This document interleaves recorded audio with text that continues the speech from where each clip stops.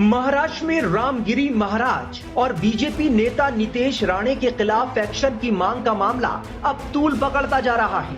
असदुद्दीन ओवैसी की party AIMIM ने सोमवार 23 सितंबर को छत्रपति संभाजीनगर से लेकर मुंबई तक शक्ति प्रदर्शन करते हुए राष्ट्रीय ध्वज के साथ संविधान रैली निकाली। इस दौरान इम्तियाज जलील ने क्या कहा, सुनिए। देखिए, मैंने वादा किया था कि मैं मुंबई तक आऊंगा। मैं मुंबई आ चुका हूँ और मुख्यमंत्री एकनाथ शिंदे साहब का जो जिला है वहाँ पर आया हूँ। मुझसे कहा गया था कि तुम नहीं आ सकते हो। मैं अल्हम्दुलिल्लाह बहुत तादाद के साथ आया हूँ। AIMIM के चलो मुंबई अभियान में पूरे महाराष्ट्र से पार्टी के नेता और समर्थक मुंबई पहुंचे थे। वहीं वारिस पठान ने अपने सोशल मीडिया हैंडल X पर एक वीडियो पोस्ट कर कहा, सरों के समुंदर का सैलाब उमड़ आया आज। मुंबई में अपने हुजूर मोहम्मद मुस्तफा सल्लल्लाहु अलैहि वसल्लम की मोहब्बत में छत्रपति संभाजीनगर के पूर्व सांसद इम्तियाज जलील और पार्टी नेता वारिस पठान की अगुवाई में ये यात्रा निकाली गई थी। इस रैली में लोगों की काफी भीड़ जुटी, जिस वजह से मुंबई के कई इलाकों में जाम देखने को मिला। पिछले 11 सितंबर को इम्तियाज जलील ने 23 सितंबर को चलो मुंबई अभियान का ऐलान किया था। सुनिए उस दौरान उन्होंने क्या कुछ कहा था।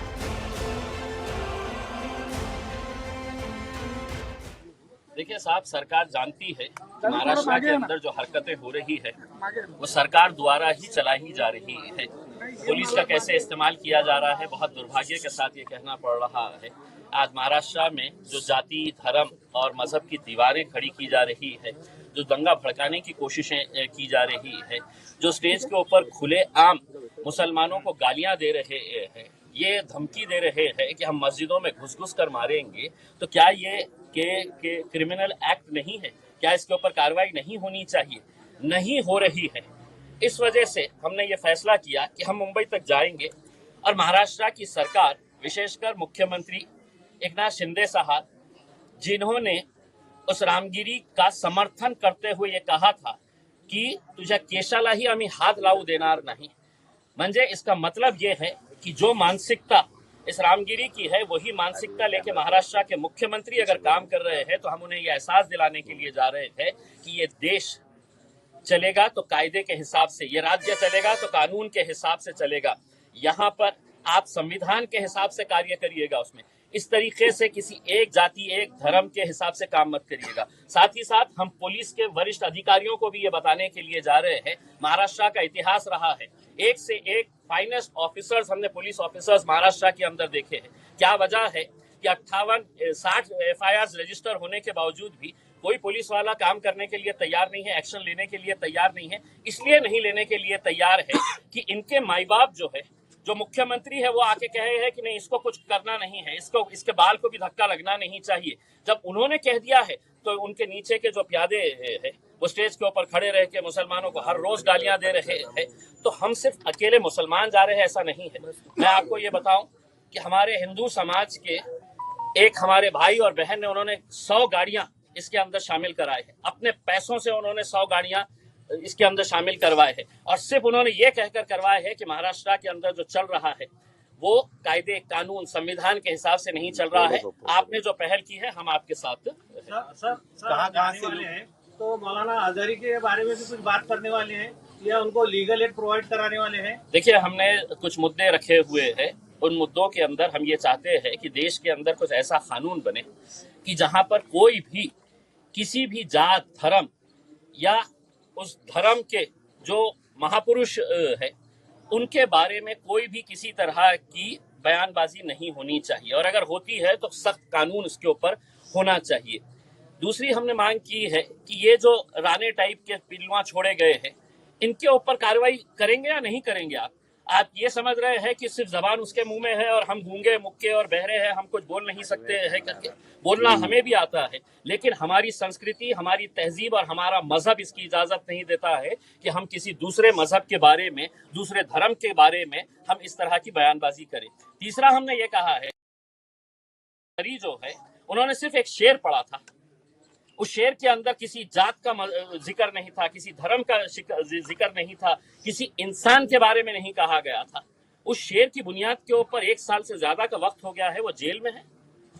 तो क्या इस तरह का कानून चलता रहेगा साहब कि जिसको जो बोलने की इजाजत हमने दिए है तुम बोलो, हम कुछ नहीं करेंगे, और खास लोगों ने अगर जरा से अभी कुछ कर दे, हम मुफ्त भी कर दे ले, तो हमारे पीछे पड़ जाएंगे, और वो खुलेआम नंगा नाच कर रहे हैं, उसके ऊपर कोई कार्रवाई नहीं करेंगे। तो हम चले हैं मुंबई की तरफ, जाके हो तो संविधान देंगे, उन्हें याद दिलाएंगे कि साहब इससे कब देश चलेगा। कहाँ से लोग आपकी इस रैली में तब मुझे नहीं पता है, लेकिन मैंने पहली मर्तबा ये कहा था कि महाराष्ट्र के इतिहास के अंदर इतनी बड़ी रैली नहीं होगी करके।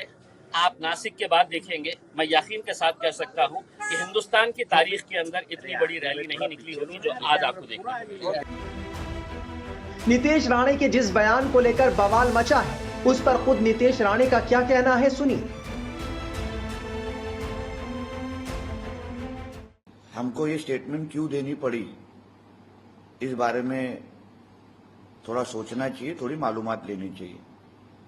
जब से हमारे महंत रामगिरी महाराज जी ने एक स्टेटमेंट दी है, उसके बाद जो व्यक्ति ने उस स्टेटमेंट का समर्थन किया है, जो व्यक्ति ने उनके स्टेटमेंट का व्हाट्सएप स्टेटस रखा है, उनके घर पे जाके उनको मार डालने की धमकी दी जा रही है।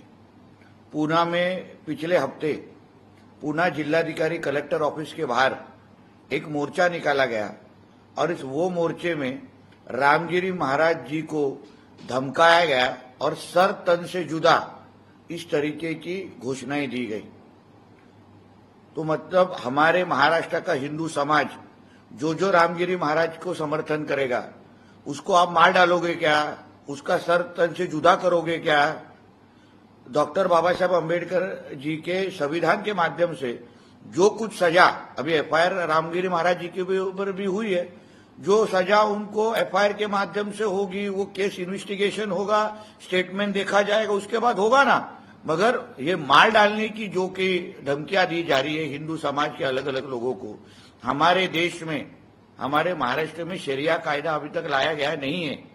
तो इसलिए अगर आप हमको सर तन से जुदा की घोषणाएं देंगे, तो हम किसी पार्टी के आमदार होने के पहले, किसी पार्टी के कार्यकर्ता होने के पहले, हम भी एक हिंदू है, और हम भी उसी तरीके का एक्शन टू रिएक्शन देंगे। उसी तरीके, वही तरीके का संदेश कल हमने हमारे मोर्चा और हमारे सभा के माध्यम से दिया है।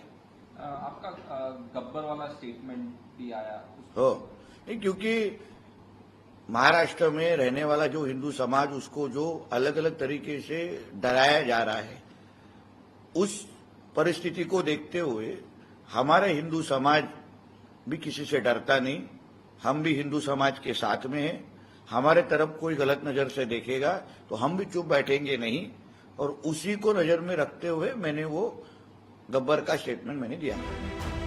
एआईएमआईएम नेता इम्तियाज जलील ने पूर्व केंद्रीय मंत्री नारायण राणे के बेटे और बीजेपी नेता नीतीश राणे के खिलाफ कार्रवाई की मांग की है। इसके अलावा हिंदू संत रामगिरी महाराज के खिलाफ भी कार्रवाई की मांग की गई है। एआईएमआईएम का कहना है कि महाराष्ट्र के मुख्यमंत्री और डीजीपी मामले का संज्ञान लेकर तत्काल उचित कार्रवाई करें, संविधान का पालन करें। सितंबर की शुरुआत में अहमदनगर में रामगिरी महाराज के समर्थन में मोर्चा निकाला गया था। इस मोर्चे के बाद एक सभा का आयोजन किया गया, जिसमें बीजेपी विधायक नीतीश राणे शामिल हुए थे। इस सभा के दौरान राणे ने कहा था कि ज्यादा नहीं, सिर्फ 24 घंटे के लिए पुलिस कर्मियों को छुट्टी दे दी जाए। इसके बाद हम अपनी ताकत दिखा देंगे, हम उन्हें ये एहसास दिला देंगे कि हम में कितना दम है। फिलहाल इस पूरे मामले से महाराष्ट्र की सियासत गरमाई हुई है और एआईएमआईएम इस मामले को मुद्दा बनाए हुए है।